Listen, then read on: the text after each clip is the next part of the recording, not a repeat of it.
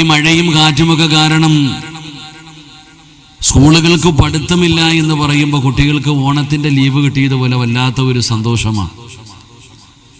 ഇപ്പോൾ ഒരു ലീവ് ദിനം കടന്നു വരുമ്പോൾ കളക്ടർ അല്ലെങ്കിൽ ഗവൺമെന്റ് ഓർഡർ ഇടുകയാണ്, മഴയായത് കാരണം ശക്തമായ കാറ്റും മഴയും ഉണ്ടാകാൻ സാധ്യതയുള്ള കാരണം സ്കൂളുകൾക്ക് ലീവാണെന്ന് പറയുമ്പോൾ ഇന്ന് ആ ദിവസം കുട്ടികളെയും വിളിച്ചുകൊണ്ട് എവിടെയെങ്കിലും കറങ്ങാൻ പോകാനാ നോക്കുക.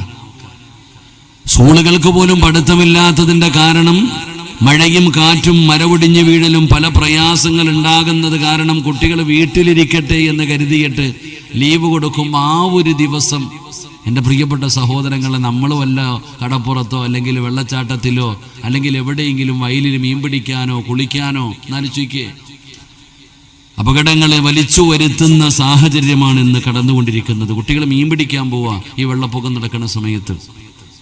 എത്രയോ ജീവൻ പൊലിഞ്ഞു പോകുന്നു, അതിനെക്കുറിച്ചൊന്നും ചിന്തയില്ല. പുഴകളൊക്കെ കവിഞ്ഞൊഴുകുന്നു, എന്തെല്ലാം പ്രയാസങ്ങൾ. തിരുവനന്തപുരത്ത് ഇപ്പോൾ ഒരു മനുഷ്യന്റെ അവസ്ഥ കണ്ടില്ലേ നമ്മളൊക്കെ. അപ്പൊ അപകടങ്ങൾ വല്ലാതെ ഒളിഞ്ഞിരിക്കുന്നു. അതിനപ്പുറം പകർച്ചവ്യാധികൾ പടർന്നുകൊണ്ടിരിക്കുകയാണ്.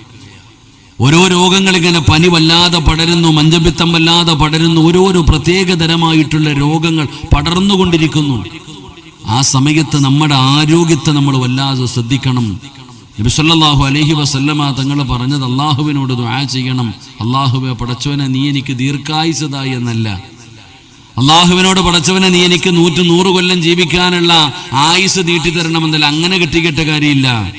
അള്ളാഹുവിനോട് ദുആ ചെയ്യാൻ പറഞ്ഞത് പടച്ചവനെ എനിക്ക് നീ ആഫിയത്തുള്ള ദീർഘായുസ്സ് നൽകണം.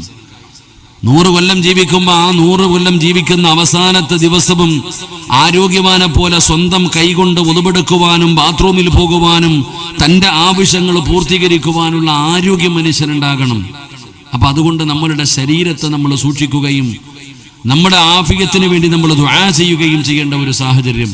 അല്ലാഹു സുബ്ഹാനഹു വ തആല നമ്മുടെ മക്കളെ, നമ്മളെ അല്ലാഹു അപകടങ്ങളെ തൊട്ട്, മാരകമായ രോഗങ്ങളെ തൊട്ട്, പകർച്ചവാദികളെ തൊട്ട് അല്ലാഹു കാത്തുരക്ഷിക്കുമാറാകട്ടെ.